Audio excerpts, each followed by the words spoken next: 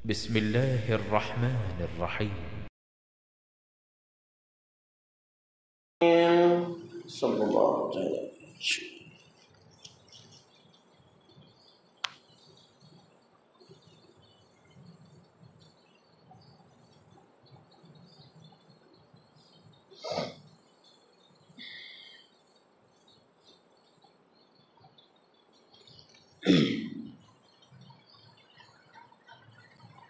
الحمد لله رب العالمين، والصلاة والسلام على رسوله الكريم وعلى آله وأصحابه أجمعين، أما بعد. قال الله تعالى في كلامه المجيد والفرقانه الحميد: أعوذ بالله السميع العليم من الشيطان الرجيم. إن المسلمين والمسلمات والمؤمنين والمؤمنات والقانتين والقانتات والصادقين والصادقات والصابرين والصابرات والخاشئين والخاشئات والمتصدقين والمتصدقات والصائمين والصائمات والحافظين فروجهم والحافظات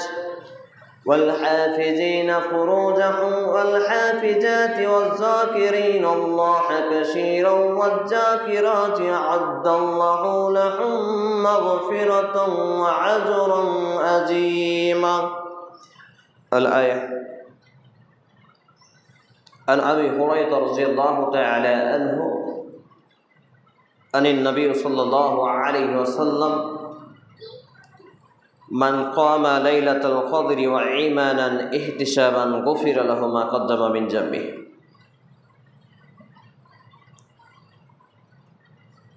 رب اشرح لي صدري ويسر لي أمري واحلل عقدة من لساني يفقهوا قولي. رب أسر ولا تؤسر وتمم بالخير. رب زدني علما رب زدني علما رب زدني علما। যাবতীয় প্রশংসা, গুণগান, গুণকীর্তন, হামদ ও শানা একমাত্র সেই রব্বে কারীমের জন্য, যিনি এক এবং একক, ওয়াহদাহু লা শারীক, খালিক এবং মালিক, যে আল্লাহ রাব্বুল আলামিনের প্রশংসার ধারা শেষ করা অসম্ভব, তারই প্রশংসা করত আমরা আন্তরিকতার সাথে সকলে একযোগে বলে ফিরি, আসুন বলি আলহামদুলিল্লাহ। অতঃপর অসংখ্য দরুদ ও সালাম শান্তির ধারা বর্ষিত হোক নবিকুলের সেরামণি আখারে নবী নবী রাহমাতুল লিল আলামিন মা আমিনার লাল মরুর দুলার জনাবে মুহাম্মদুর রাসূলুল্লাহ বলি সাল্লাল্লাহু আলাইহি ওয়াসাল্লামের প্রতি। আমরা বলি আল্লাহুম্মা সাল্লি আলাইহি আল্লাহুম্মা বারিক আলাইহি সাল্লাল্লাহু তাআলা আলাইহি ওয়াসাল্লাম। আজকের জুমার খুতবার আলোচনার বিষয় রমজানের শেষ মুহূর্তের করণীয়, বর্জনীয় এবং ঈদুল ফিতরের সংক্ষিপ্ত বিবরণ।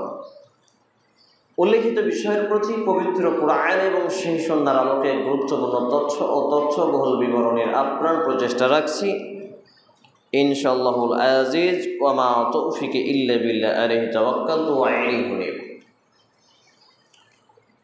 রমজান একেবারে শেষ লগ্নে এসে আমরা উপস্থিত হয়েছি। এটি রমজানের শেষ জুমা। এর পরে পরে আগমন করবে শাওয়াল মাস। 28 মার্চ 27 রমজান 2025 ইংরেজি, 1446 আরবি, 1431 বঙ্গাব্দ বাংলা এবং 14ই চৈত্রতে আমরা এখন অবস্থান করছি। আল্লাহ রাব্বুল আলামিন দীর্ঘ 26টি দিন রমজানের মধ্য দিয়ে আমাদেরকে অতিবাহিত করার তৌফিক নসিব করেছিলেন। যে রমজান এখনো আমার এবং আপনার দরজায় চৌকাটে মেহমান হয়ে রয়েছে, এই রমজানের মেহমানদারি, খাতিরদারি, তাবেদারি কতটা আমরা করতে পেরেছি নিজে নিজে অন্তরকে একবার প্রশ্নবিদ্ধ করলেই উপলব্ধি করতে পারব। বলার অপেক্ষা রাখে না। রমজানের মূল্যায়ন যদি আজকে মুসলিম সমাজের মধ্যে থাকতো,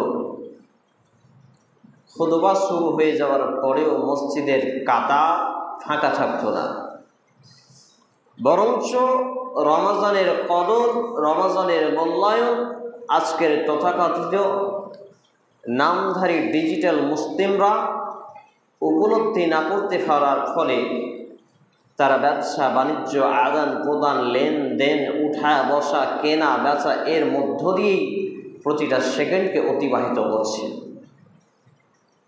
যদিও হাতে গোনা আর 2 থেকে 3টি দিন আমাদের কাছে বিদ্যমান, এর পরে এই রমজান আমাদের কাছ থেকে বিদায় নিয়ে চলে যাবে। আর এর পরবর্তী রমজানে আমি এবং আপনি জীবিত থাকবো কিনা, বেঁচে থাকবো কিনা, আবার এই রমজানকে পাবো কিনা তার গ্যারেন্টি কিছু নেই। অথচ হাঁটু ছাড়ুন, এদিকে হাঁটু ছাড়ুন, হাঁটু ছেড়ে, হাঁটু ছাড়েন, হাঁটু ঘেড়ে বসে যাবে না। এই রমজানের মূল্যায়ন আমরা হেলাই অবহেলায় ভরি বোঝে বিভিন্ন ধরনের ইফতারির আইটেম, আর আজকাল তো বিভিন্ন জায়গায় রোজার আনুষ্ঠানিকতা, ইফতারি মাহফিলের যে আয়োজন করা হয়,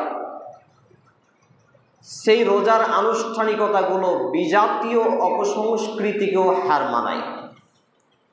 ইফতার মাহফিলগুলো একটা মৌজ মাস্তি, আয়েস এবং আরামের ভোগবিলাসতার পণ্য হয়ে গেছে। অথচ এখানে একটি লক্ষ্য এবং উদ্দেশ্যব্যাপী আমাদের এই দীর্ঘ একটি মাস রমজানকে আল্লাহ রাব্বুল আলামিন আমার এবং আপনার কাছে হাজির করেছিলেন। সেটা কি জন্য ছিল? আমরা যদি দেখি কুরআনুল কারীমের সূরা আল বাকারা 2 নম্বর সূরা 2য় পারা 27 নম্বর পৃষ্ঠা আয়াত নম্বর 183, আল্লাহ রাব্বুল ইজ্জাত তিনি জানিয়েছিলেন, ইয়া আইয়ুহাল্লাযীনা আমানু কুতিবা আলাইকুমুশ সিয়াম কামা কুতিবা আলাল্লাযীনা মিন ক্বাবলিকুম লাআল্লাকুম তাত্তাকুন। হে ঈমানওয়ালারা, তোমাদের উপরে রমজান মাসের রোজা, যেটাকে আমরা জানি সেই সিয়ামকে ফরজ করা হলো দীর্ঘ একটি মাস, যেমনটি ফরজ করা হয়েছিল তোমাদের পূর্ববর্তী নবীদের অনুসারীদের উপরে। লাআল্লাকুম তাত্তাকুন, এটা এজন্যই যে যাতে করে তোমরা মুত্তাকি পরেজগারিতা অর্জন করতে পারো। তাহলে রমজান কা মাকসাদ থা, রমজানের উদ্দেশ্য ছিল আমাকে এবং আপনাকে প্রকৃত অর্থে আল্লাহ ভীরু, মুত্তাকি, পরেজগার, আল্লাহর বান্দা এবং নারীদেরকে আল্লাহর বান্দী হিসেবে গড়ে তোলা। কিন্তু এই রমজানে আমরা শুধু খাটো আর চাটোর মধ্যে থেকে ব্যস্ত ছিলাম। এই রমজানে আমরা দিবারাত্রি 10 টাকার জায়গা 20 টাকা কোথায় ইনকাম হবে এ নিয়ে ব্যস্ত ছিলাম। আমি সহ নিজেকে যদি প্রশ্ন করে দেখি, তাহলে এই রমজানকে যথাযথ মূল্যায়ন করতে পারিনি।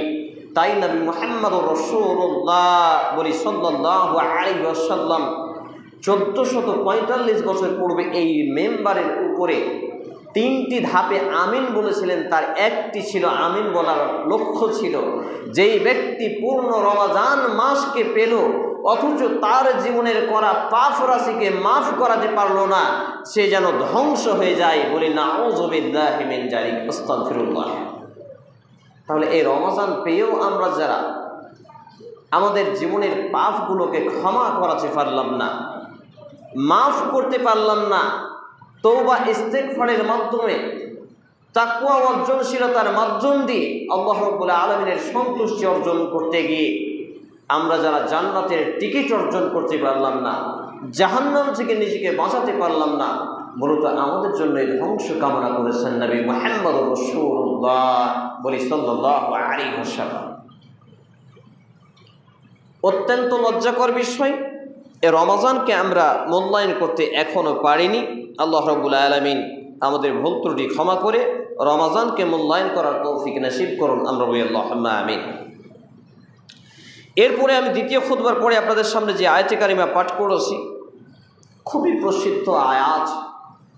প্রায় যারা ইসলামকে স্টাডিজ করেন, আলেম ওলামা আছেন, তারা উপলব্ধি করে গেছেন যে আয়াতটির শাব্দিক অর্থ কী হতে পারে। আল্লাহ রাব্বুল আলামিন এটি নাজিল করেছেন কুরআনুল কারীমের সূরা আল আহজাব 33 নম্বর সূরা 22 নম্বর পারা পৃষ্ঠা নম্বর 422 আয়াত নম্বর 34-এর মধ্যে। আল্লাহ তাআলা এখানে জানিয়েছেন, ইন্নাল মুসলিমিনা ওয়াল মুসলিমাতি ওয়াল মুমিনিনা ওয়াল মুমিনাতি ওয়াল কানিতিনা ওয়াল কানিতাতি ওয়াস সাদিকিনা ওয়াস সাদিকাত ওয়াস সাদিকিনা ওয়াস সাদিকাতি ওয়াস সাবিরিনা ওয়াস সাবিরাত ওয়াল খাশিঈনা ওয়াল খাশিআতি ওয়াল মুতাসাদ্দিকিনা ওয়াল মুতাসাদ্দিকাত ওয়াস সাইমিনা ওয়াস সাইমাতি ওয়াল হাফিজিনা ফুরুজাহুম ওয়াল হাফিজাত والذاكرين الله كثيرا والذاكرات أعد الله لهم مغفرة وأجرا عظيما। আল্লাহ রাব্বুল আলামিন এখানে জানিয়েছেন, নিশ্চয় মুসলমান পুরুষ এবং নারী, ঈমানদার পুরুষ এবং ঈমানদার নারী, অনুগত পুরুষ এবং অনুগত নারী, সত্যবাদী পুরুষ এবং সত্যবাদী নারী, ধৈর্যশীল পুরুষ এবং ধৈর্যশীল নারী, বিনীত পুরুষ এবং বিনীত নারী, দানশীল পুরুষ এবং দানশীল নারী, সিয়াম পালনকারী অর্থাৎ রোজা পালনকারী পুরুষ এবং রোজা পালনকারী নারী, এবং যারা নিজেদের যৌনাঙ্গের হেফাজত করে, লজ্জাস্থানের হেফাজত করে, জেনা ব্যভিচার অশ্লীলতায় ডুবে থাকে না, এখান থেকে বাঁচিয়ে রাখতে পারে, এইসব নারী পুরুষের জন্য আল্লাহ রাব্বুল আলামিন প্রস্তুত করে রেখেছেন ক্ষমা, দয়া এবং মহা পুরস্কার। বলি সুবহানাল্লাহ। আর এর মূল একটি ট্রেনিং ছিল এই রমাজান মাস ব্যাপী ট্রেনিং। এখানে যে পয়েন্টগুলো আল্লাহ রাব্বুল আলামিন বলেছেন, প্রত্যেকটা পুরুষ এবং নারী যদি এই পয়েন্টগুলোকে নিজের জীবনে বাস্তবে রূপ দিতে পারে, ইনশাআল্লাহ তাআলা আশা করা যায় সে তাকওয়াবান একজন পুরুষ নারী হিসেবে গণ্য হবে এবং আল্লাহ রাব্বুল আলামিনের রাজামান্দি হাসিল করে সে জাহান্নাম থেকে মুক্তি এবং জান্নাত প্রাপ্তিতে ধন্য হবে। কিন্তু এখানে যে কয়েকটি পয়েন্টকে আমাদের সামনে তুলে ধরা হয়েছে, সব জায়গাতেই আমরা দুর্বলতার শিকার হয়েছি।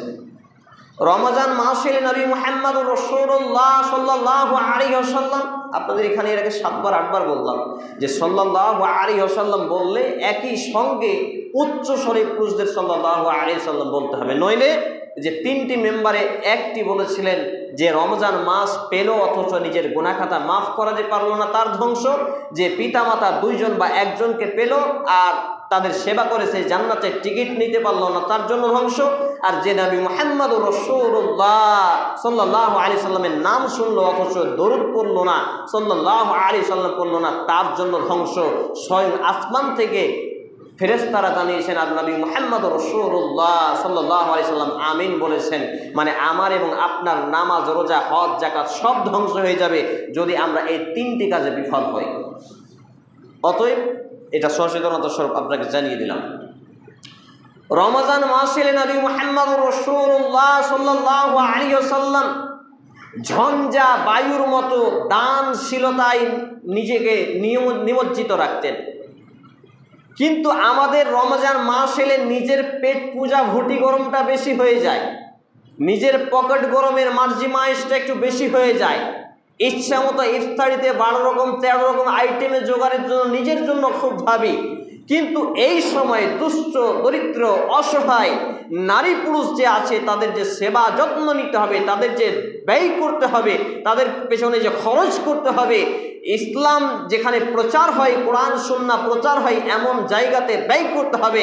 এই টেন্ডেন্সি আজকে ডিগ্রি প্রাপ্ত শতকরা 95টা মৌলবীর পর্যন্ত নেই। অসংখ্য মৌলবী আমার মতো যারা এখানে মেম্বারে বক্তব্য দেয়, স্টেজে উঠে বক্তব্য দেয়, দেখবেন তারা বলে ঠিক কিন্তু নিজের বেলায় আবার কৃপণ সেজে যায়, আমলে বাস্তবায়ন নেই, যার জন্যই আজকে মুসলমান জাতির কোনো কল্যাণ হয় না। আমি যতগুলো কথা বলবো এই কথা যদি আমার মধ্যে আমল না থাকে একটা লোকও উপকৃত হবে না, এটা আল্লাহর পক্ষ থেকে একটি গজব। কিন্তু আমি যখন কথা বলবো এটা যদি আমলে থাকে তবে একজন হলেও পরিবর্তন হবে ইনশাআল্লাহ তাআলা।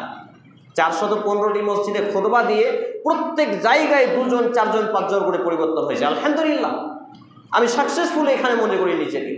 কিন্তু এত জালসা, এত খুতবা, এত বক্তব্য হয়ে মানুষের পরিবর্তনশীলতা কেন দেখা যাচ্ছে না? কারণ এই বক্তব্যের স্টেজ, এই মেম্বারে দাঁড়িয়ে যারা কথা বলে এরাই ভণ্ডামির শিকার হয়েছে, এরাই কোরআন এবং সুন্নাহ থেকে বিমুখতা অর্জন করেছে।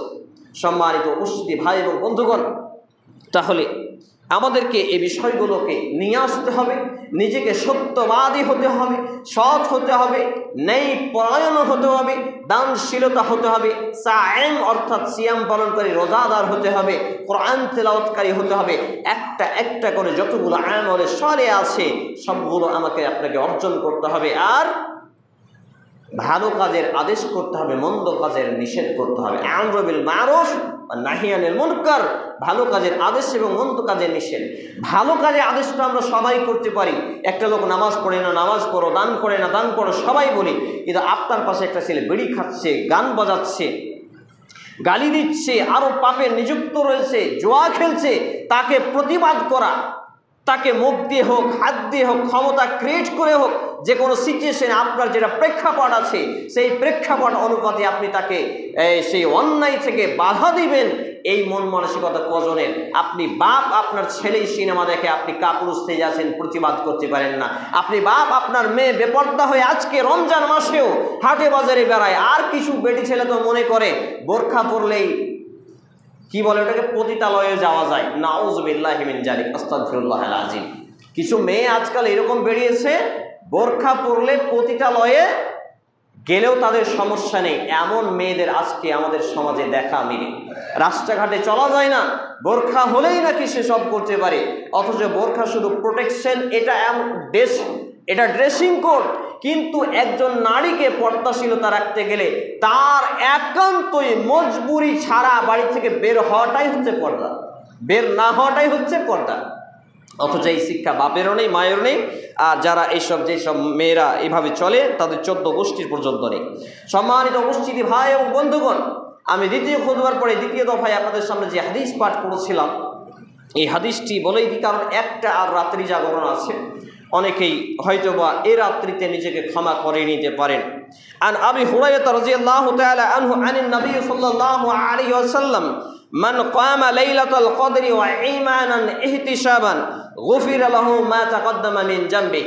আবু হুরায়রা রাদিয়াল্লাহু তাআলা আনহু তিনি বলছেন, নবী মুহাম্মদ রাসূল সাল্লাল্লাহু আলাইহি ওয়াসাল্লাম বলেছেন, যেই ব্যক্তি ঈমানকে সঙ্গে নিয়ে নেকির আশা নিয়ে লাইলাতুল কদরে রাত্রি জাগরণ করবে, অর্থাৎ বিজোর রাত্রিগুলো জাগরণ করে, তার পূর্বেকার সমস্ত পাপকে আল্লাহ রাব্বুল আলামিন মাফ করে দেন। বলি সুবহানাল্লাহ। কিন্তু এই লাইলাতুল কদরে, এই যে গত রাত্রি গেল 27শে রমজান, আপনাদের এইদিকে কি হয়েছে জানি না, আমাদের এলাকায় কিছু ভণ্ড বলবি নাইট জালসা করে বেড়ায়। রাত্রি জাগরণের দিন তারা নাইট জালসা করে, মাইক বাজিয়ে, গীত আর কীর্তন করে তারা মানুষের ইবাদতকে ধ্বংস করে, মানুষের ইবাদতের ধ্যানকে নষ্ট করে, যেইগুলো টাটকা ভণ্ডামি। আরে লাইলাতুল কদরে আপনি জোরে কোরআন তেলাওয়াত করার ফলে যদি পাশের একটা লোকের ঘুমের ডিস্টার্ব হয়, এটাকে হারাম করা হয়েছে, আর আপনি মাইক লাগিয়ে জালসার আয়োজন করছেন, এটা কোথাকার ধর্ম? জাহেল সমাজের যদি ধর্ম প্রচারকরাই জাহেল হয়, তাহলে যারা সাধারণ মানুষ ওরা কত পরিমাণ জাহেল, আল্লাহু আলাম। এই জন্য আমি মানুষকে বলি, মৌলবি নয় আলেম হন। আর আলেম হলো ইলমওয়ালা আর আমলকারী। আর মৌলবি তো মাদ্রাসায় 10 বছর 12 বছর পড়লেই হয়ে গেল, আর বাড়ি বাড়ি চেক নিয়ে ঘুরে বেড়া, হ্যান করা, বাস, এটা মৌলবিদের কাজ। তবে আলেম হবে ইলমের অনুপাতে, নিচে আমল করবে, জাতিকে সংশোধন করবে। এই জন্য বলেছি আলেম হও, মৌলবি নয়। সম্মানিত উপস্থিতি ভাই এবং বন্ধুগণ, হাদিসটি বর্ণিত যে কিতাবুস সাওম, সিয়াম অর্থাৎ রোজা অধ্যায় 30 নম্বর অধ্যায়, হাদিস নম্বর 35, 1901, এছাড়াও 2014 এবং আধুনিক প্রকাশনী বুখারী হাদিস নম্বর 1766 নম্বরে হাদিস বর্ণিত হয়েছে যে নবী মুহাম্মদুর রাসূলুল্লাহ সাল্লাল্লাহু আলাইহি ওয়াসাল্লাম ঈমানের সাথে নেকির আশায় যারা রাত্রি জাগরণ করবে, ইবাদতে মশগুল থাকবে, তাদের পূর্বেকার সমস্ত গুনাহ খাতাকে মাফ করে দেওয়া হবে বলে জানিয়েছেন। সম্মানিত উপস্থিতি ভাই এবং বন্ধুগণ, এই রাত্রি জাগরণের সবথেকে বিশুদ্ধ এবং গুরুত্বপূর্ণ একটি দোয়া স্পেশালিস্টভাবে আম্মাজান আয়েশা সিদ্দিকা রাদিয়াল্লাহু তাআলা আনহা হতে বর্ণিত হয়েছে যে নবী মুহাম্মদ সাল্লাল্লাহু আলাইহি সাল্লামকে তিনি জিজ্ঞেস করলেন যে আমি যদি লাইলাতুল কদরকে পেয়ে যাই তাহলে আমি সেই রাতে কি বলবো, কি দোয়া করব। তখন নবী মুহাম্মদ রাসূলুল্লাহ সাল্লাল্লাহু আলাইহি সাল্লাম জানিয়েছিলেন, আল্লাহুম্মা ইন্নাকা আফুবুন তুহিব্বুল আফওয়া ফাফু আন্নি। অর্থাৎ হে আল্লাহ তাআলা, আপনি তো পরম ক্ষমাশীল আর আপনি ক্ষমা করতেই ভালোবাসেন, অতএব আপনি আমাকে ক্ষমা করুন, আমি ক্ষমা চাই। সুনানে ইবনে মাজাহ গ্রন্থের কিতাবুদ দোয়া 28 নম্বর অধ্যায় হাদিস নাম্বার 3850, তিরমিজি গ্রন্থের হাদিস নাম্বার 3513, মিশকাতুল মাসাবি 2091, মুসনাদে আহমদ 25384, এছাড়াও বিভিন্ন হাদিস গ্রন্থে হাদিসটি রয়েছে। সম্মানিত উপস্থিতি ভাই এবং বন্ধুগণ, আজকে আমাদের সমাজে আরেকটি গুরুত্বপূর্ণ ভয়ঙ্কর আমল পাওয়া যায় যেটা নিয়ে ঝগড়া চলছে আজকে আলেমদের মধ্যে। আমি স্পষ্ট এখানে কোনো ঝগড়া করার বিষয় নয়, স্পষ্ট একটি বিষয় আপনাদের সামনে তুলে ধরবো, তাহলে বুঝতে পারবেন রমজানের শেষ দিকে অর্থাৎ ঈদের শাওয়াল মাসের ঈদের চাঁদ ওঠার সাথে সাথে একটি ইবাদত প্রত্যেকটা শায়েম অর্থাৎ রোজাদারের উপরে ফরজ হয়, সেটা হচ্ছে যাকাতুল ফিতর। যেই যাকাতুল ফিতর নিয়ে বিগত 12 বছর ধরে আমি চ্যালেঞ্জ করে এসেছি যে যারা টাকা দিয়ে ফিতরা আদায় করে তাদের ফিতরা আদায় হবে না, তাদের সাধারণ দান হবে। যারা খাদ্যদ্রব্য দিয়ে ফিতরা আদায় করে এরা রসুলের উম্মত, যারা টাকা দিয়ে ফিতরা আদায় করে এরা আমার মতো 3 টাকা ভাড়াটি মৌলবীর উম্মত। অতএব কেউ মৌলবীর উম্মত হবে, কে রসুলের উম্মত হবে, ব্যাপারটা তার একান্তই। এই বিষয়ে কোনো ঝগড়া করার প্রয়োজন নেই। ফিতরা নির্ধারণ কোনো সর্দার মোড়ল মসজিদ কমিটি, মাদ্রাসা কমিটি, ঈদগাহ কমিটির অধিকার নয়। ফিতরা নির্ধারণ করেছেন নবী মুহাম্মদ রাসূলুল্লাহ সাল্লাল্লাহু আলাইহি সাল্লাম। এ বিষয়ে দীর্ঘ আর্টিকেল রয়েছে, 12 বছর ধরে চ্যালেঞ্জ করে আসছি। ফতোয়া তো সবাই দিচ্ছে, কিন্তু বসার সাহস কেউ রাখেনি এখন পর্যন্ত। বলেছি 50টা মিডিয়ার সামনে আলোচনা হবে, একসঙ্গে বসে আলোচনা হবে, লাইভ টেলিকাস্ট হবে, কেউ এখন পর্যন্ত সাহস জোগায়নি। নিজের গান সবাই গায়। আপনাদেরকে সাধারণ সচেতন মানুষ হিসাবে জানিয়ে দিতে চাই, সহিহ আল বুখারী গ্রন্থের আপনি যদি দেখেন 1904 থেকে নিয়ে 1912 পর্যন্ত হাদিসগুলো বর্ণিত হয়েছে যাকাতুল ফিতর। আজকে আপনাদের উপদেশ লাইব্রেরি, এই যে ইসমাইল মাওলানার লাইব্রেরি, এখানে গিয়ে অন্ততপক্ষে বাংলা ভাষায় অনুবাদ করা তাওহীদ প্রকাশনী বুখারীটা নিয়ে খুলে দেখেন 1904 থেকে 1912 পর্যন্ত হাদিসগুলো আল্লাহর নবী কি দিয়ে আদেশ করেছেন ফিতরা, আল্লাহর নবীর সাহাবীরা কি দিয়ে আদায় করেছেন, আপনি তাই দিয়ে করুন। আমার মতো 3 টাকা মৌলবীর কথাকে ছুঁড়ে মারুন, কোনো মূল্য নেই। যদি আমার মতো মৌলবীর কথা কোরআন এবং হাদিসের সাথে মিলে যায় তবে সেই কথা আপনি মানবেন, নইলে মানার কোনো দরকার নেই। সম্মানিত উপস্থিতি ভাই এবং বন্ধুগণ, ফিতরা দিবেন নিজের ইবাদত, এখানে কোনো ঝগড়া নয়। আপনার ইবাদত আপনি বুঝবেন, আপনি টাকা দিয়ে দেন, আপনি না দেন, আপনি খাদ্য দিয়ে দেন, আপনার হিসেব আপনি দিবেন। আমি শুধু জানিয়ে দিলাম জাস্ট। এবারে চলে আসি যে ঈদের সংক্ষিপ্ত কিছু মাসলা এবং মাসাইল বা বিবরণী নিয়ে যে বিষয়গুলো ইন্টারনেটে অলরেডি আছে, জুমার খুতবার বক্তব্য সহ বিভিন্ন বক্তব্যে। তারপরে আপনাদের এখানে জানাতে প্রয়োজন মনে করছি যে ঈদের দিনে সবথেকে গুরুত্বপূর্ণ সুন্নাহগুলো আমরা অধিকাংশই মুসলমানরা জানি না। ঈদের দিনে নবী মুহাম্মদ রাসূলুল্লাহ সাল্লাল্লাহু আলাইহি সাল্লাম এক জোড়া পোশাক রাখতেন, যেই পোশাকটা তিনি ঈদ ছাড়া ব্যবহার করতেন না। দরিদ্র ছিলেন এরপরেও সেই ঈদুল আজহা এবং ঈদুল ফিতর, এই 2 ঈদেই তিনি এগুলো ব্যবহার করতেন। তাই এই দিন এর আগেও, সুন্দর পোশাকের আগেও আমার এবং আপনার এই গোফকে কেটে ফেলা, বগলের নিচের লোমকে ছিঁড়ে ফেলা, বগলের নিচের লোম কেটে ফেলা সুন্নাত নয়, ছিঁড়ে ফেলা সুন্নাত। নাভির নিচের লোম কাটার প্রয়োজন পড়লে 39 দিনের আগেই সেটাকে উফড়ে ফেলা, ছিঁড়ে ফেলা, কেটে ফেলা যেটা সম্ভব। অতঃপর অনেকেই কিন্তু দাড়িকে শেভিং করেন, ক্লিন শেভ করে রাখেন। দাড়ি কাটছাট করা হচ্ছে হারাম, কাবিরা গুনাহ এবং ফাসিক কর্মকাণ্ড। আর দাড়ি চেঁচে ফেলা হচ্ছে বেটি ছেলের কাজকাম। বেটি ছেলের তো দাড়ি আল্লাহ দেয়নি, তবে তৃতীয় লিঙ্গ এই যে চেয়ে বেড়ায় টেনে টেনে, এদের চরিত্র হচ্ছে চেঁচে ফেলা। অতএব দাড়িকে আপনি চাঁচতে পাবেন না, দাড়ি রেখে দেবেন, কোনো অবস্থায় নয়। সম্মানিত উপস্থিতি ভাই এবং বন্ধুগণ, চুল গোপ কাটার যা প্রয়োজন আছে কেটে নিলেন, মিসওয়াক করলেন, মিসওয়াক ওযুর আগে করেন পরে করেন কোনো সমস্যা নেই। সুন্দরভাবে গোসল করলেন, ফরজ গোসলের নেই। অতঃপর সুগন্ধি লাগালেন, ড্রেস পোশাক করে আচ্ছা করে সেন্ট লাগালেন। আজকের মুসলমান সমাজের কানে এবং পকেটে থাকে বিড়ি, সিগারেট, দেশালাই, গ্যাস লাইট, অথচ তার পকেটে রাখার দরকার ছিল আতর আর মিসওয়াক দাঁতন। আছে কজনের মধ্যে? কানে মিসওয়াক বুঝে রাখতেন নবী মুহাম্মদ সাল্লাল্লাহু আলাইহি সাল্লামের সাহাবীরা। যখন মিসওয়াক বুঝে রাখতেন অবাক হয়ে যাবেন, কানে মিশোয়া। আর আজকে আপনার ঘরে ছেলেদের কানে বিড়ি সিগারেট গোজা থাকে, এটা লজ্জার নয়? মুসলমান হিসেবে দাবি করে এটা লজ্জার। তারপরে আপনি খালি পায়ে হেঁটে ঈদগাহের দিকে রওনা হবেন।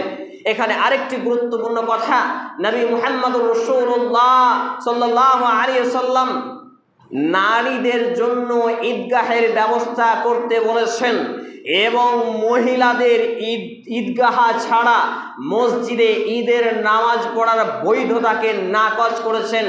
আজ থেকে বেশ কিছু বছর আগে বিংশ শতাব্দীর মুহাদ্দিস আল্লামা সালেহ আল উসাইমিন রাহিমাহুল্লাহ এবং ইবনে বাজ রাহিমাহুল্লাহ তারা এই ফতোয়া দিয়ে গেছেন যে বেটি ছেলে মসজিদে ঈদের নামাজ পড়বে, এটা টাটকা ভণ্ডামি এবং গ্রাম্য মৌলবীদের একটা বানানো ইবাদত।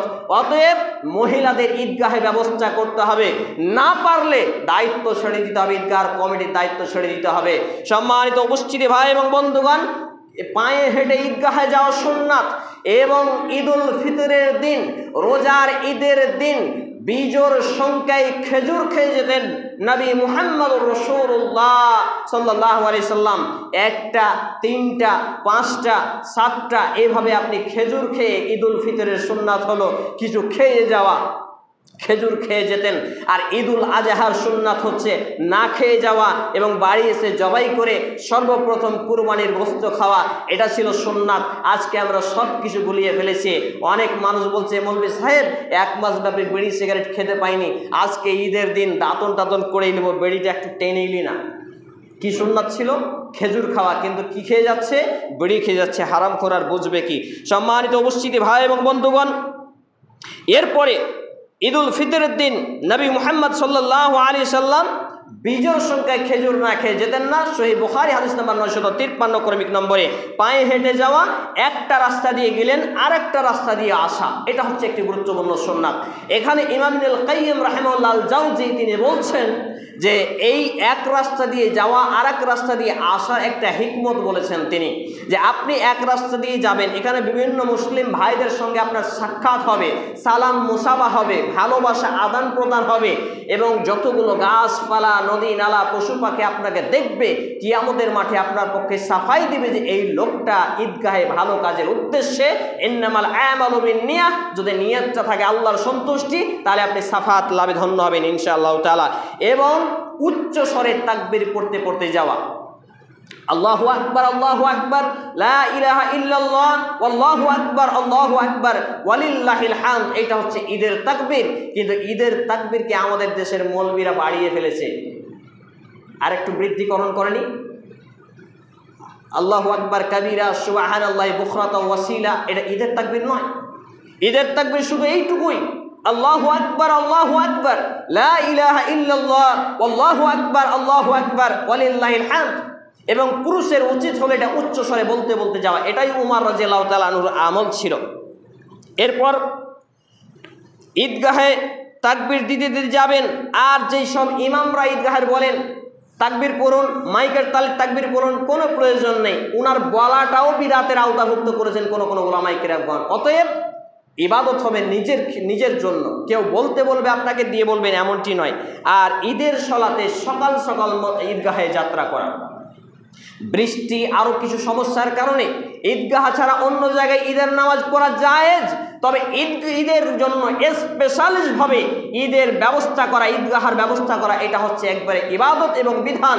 এবং ঈদগাহকে শুধুমাত্র সীমানার জন্য ঘেরা যেতে পারে, বাকি ঈদগাহার বাউন্ডারি এইরকম মেহরাব তৈরি এগুলো জায়েজ নেই বলেছেন সেই সৌদি ফতোয়া বোর্ড থেকে শুরু করে, সেই সময়ের আল্লামা নাসিরুদ্দিন আলবানী রাহিমাহুল্লাহ থেকে শুরু করে বড় বড় উলামায়ে কেরামগণ।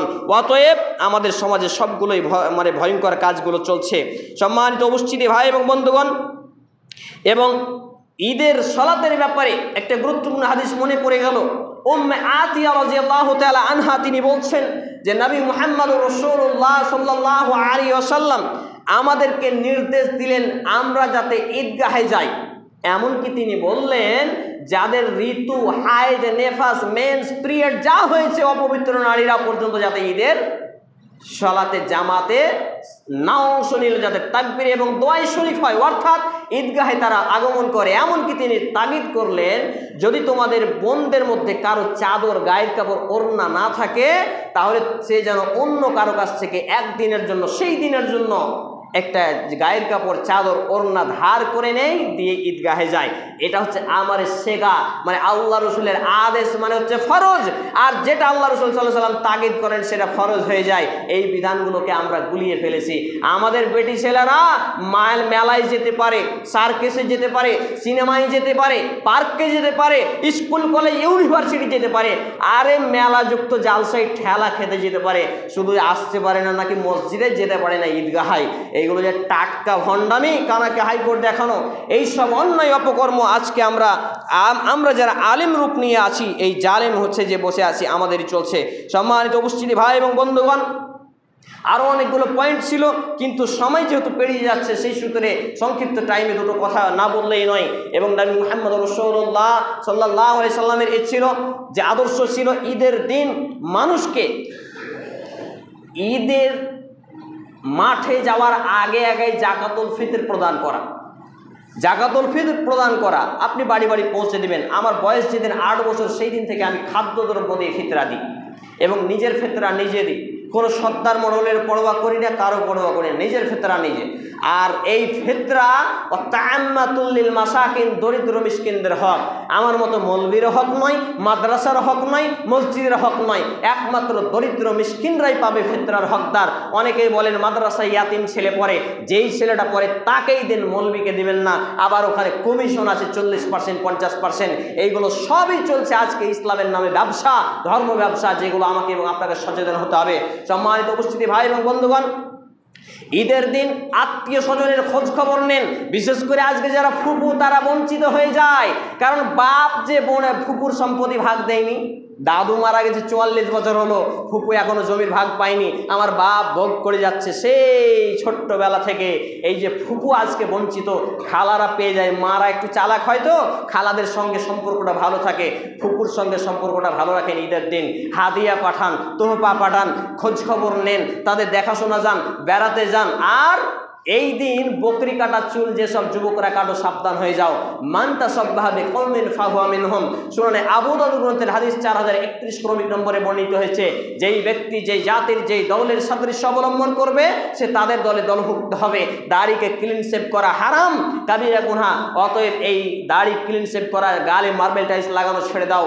অতএব সম্মানিত উপস্থিতি ভাই এবং বন্ধুগণ, যেই সব যুবকরা এই ঈদের দিনে ফিল্ম দেখতে যায়, কোথায় কি ফিল্ম রিলিজ হচ্ছে খুব চলে না, পবিত্র ঈদ উপলক্ষে ফিল্ম রিলিজ, সার্কেস, মেলা, এইগুলো আসলে সবই হচ্ছে ইহুদি খ্রিস্টানদের চক্রান্ত। ইসলামকে ধ্বংস করা, মুসলমান যুবকদেরকে কাপুরুষ ভাড়ুয়া বানানো এবং তাদেরকে মসজিদ মাদ্রাসা থেকে দূরে রাখার অপকৌশল। অতএব আসুন এসব সচেতনতা নিয়ে আমরা সমস্ত হারামকে বর্জন করে কোরআন এবং সুন্নাহ ভিত্তিক জ্ঞান অর্জন করে কোরআন এবং সুন্নাহ ভিত্তিক আমলে গঠন করি। আল্লাহ রাব্বুল আলামিন আগে আমাকে, তারপর উপস্থিত প্রত্যেকটা ভাই এবং বন্ধুগণকে সে বিষয়গুলো মেনে চলার তৌফিক নাসিব করুন। আমরা বলি আল্লাহুম্মা আমিন। পরিশেষে একটি কথা না বললেই নয়, আমরা যে সংস্থাটি চালাই, এই রমজান মাসে জুমার খুতবায় 4টা জুমার খুতবা হলো, 4টা জুমার খুতবা সারা কারো কাছে 10টা টাকা চাইতে যায়নি। অনেকেই বলেছেন আসেন জাকাতের টাকা নিয়ে যান। আমি বলে দিয়েছি, আপনার যদি টাকা দেওয়ার থাকে আপনি আমার বাড়িতে গিয়ে দিয়ে আসবেন। আপনার কাছে ভিখারি সেজে আমি যাব না, কারণ আমি এখানে কমিশন খাই না। আমার এটা স্বভাব নয়। দিনের কাজ করবো দিয়ে আপনার দুয়ারে যে ভিক্ষা চাইবো এমন নয়, আপনি আমাকে এসে দিবেন। শুধুমাত্র জুমার দিনে মানুষকে রিকোয়েস্ট করি যে আমরা এই শিক্ষা সংস্থা চালাই কোরআন এবং সুন্নাহ ভিত্তিক, আপনারা যদি পারেন দিয়ে যান।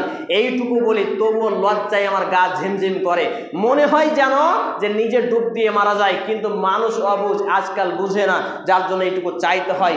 যদিও আমাদের কাজ কার্যক্রম শেষের দিকে, ইনশাআল্লাহ তাআলা নিয়ত রাখছি আগামী 2027-এর পর থেকে 1 টাকাও কালেকশন করব না, সব টাকা নিজের ব্যবসা থেকে লাগিয়ে দিন প্রচার করব।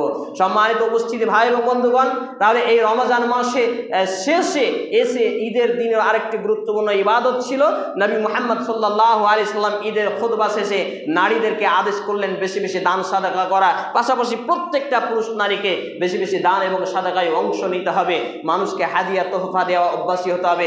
দান এবং সাদাকার ক্ষেত্রে আমাদের পকেটে 10 টাকা নোট বেরিয়ে আসলে 2 টাকা নোট খোঁজা বন্ধ করতে হবে, বরং 2 টাকাটা এলে 10 টাকা নোটটা কোথায় আছে এই খুঁজতে হবে। তাহলে আমি যখন এটা দিব উপরের হাত উত্তম, এটা যে নিবে এই হাতটা অধম, অতএব আমাকে এমন ঈমান গঠন করতে হবে। আল্লাহ রাব্বুল আলামিন সমস্ত বিষয়গুলো আমাকে আগে তারপর উপস্থিত ভাই এবং বন্ধুগণকে মেনে চলার তৌফিক নসিব করুন, আমরা বলি আল্লাহুম্মা আমিন। হে আল্লাহ রাব্বুল আলামিন, আমরা যে অসুস্থ আমাদেরকে পূর্ণতা শেফায়ে কামিল আজিলা দিন, আমরা বলি আল্লাহুম্মা আমিন। হে আল্লাহ রাব্বুল আলামিন, আমরা যারা অভাবী আমাদেরকে অভাবমুক্ত হালাল রুজি রোজগারে বারাকা নসিব করুন, আমরা বলি আল্লাহুম্মা আমিন। হে আল্লাহ রাব্বুল আলামিন, আমরা যারা এখানে উপস্থিত হয়েছি আমাদের জীবনের জানা অজানা প্রকাশ্যে গোপনে ছোট বড় দিনে রাতে যা পাপ করেছি আল্লাহ, এই জুমার খুতবায় রমজানের শেষ দশকের ওসিলায় আমাদের জীবনের পাপগুলোকে মাফ করে দিন, আমরা বলি আল্লাহুম্মা আমিন। হে আল্লাহ তাআলা, আমরা যতগুলো নেক আমল করেছি সব নেক আমলগুলো কবুল করুন, আমরা বলি আল্লাহুম্মা আমিন। হে আল্লাহ তাআলা, আমরা যারা পাপ করেছি, আমরা যা বদ আমল করেছি সব বদ আমলগুলোকে আপনি মাফ করে দিন, আমরা বলি আল্লাহুম্মা আমিন। হে আল্লাহ রাব্বুল আলামিন, আমাদের উপস্থিত যে ছোট বাচ্চাগুলো রয়েছে এরা যাতে আগামী মসজিদ আবাদকারী হয়, এরা যাতে দ্বীনের দায়ী হয়, এরা যাতে আলেম হয়, হাফেজ হয়, কারি হয়, যোগ্য ইমাম হিসাবে তাদেরকে আল্লাহ রাব্বুল আলামিন আপনি কবুল করুন, আমরা বলি আল্লাহুম্মা আমিন।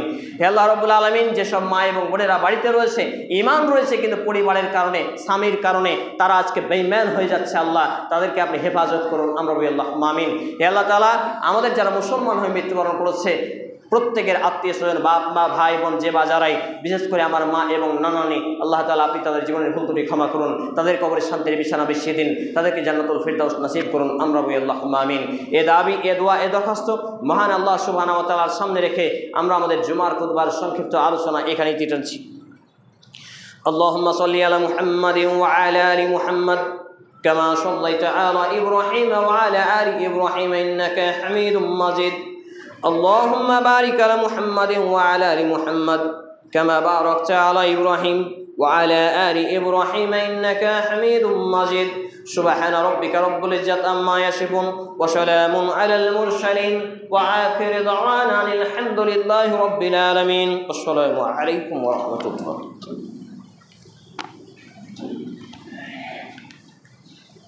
Introduction দিয়ে দেন তো।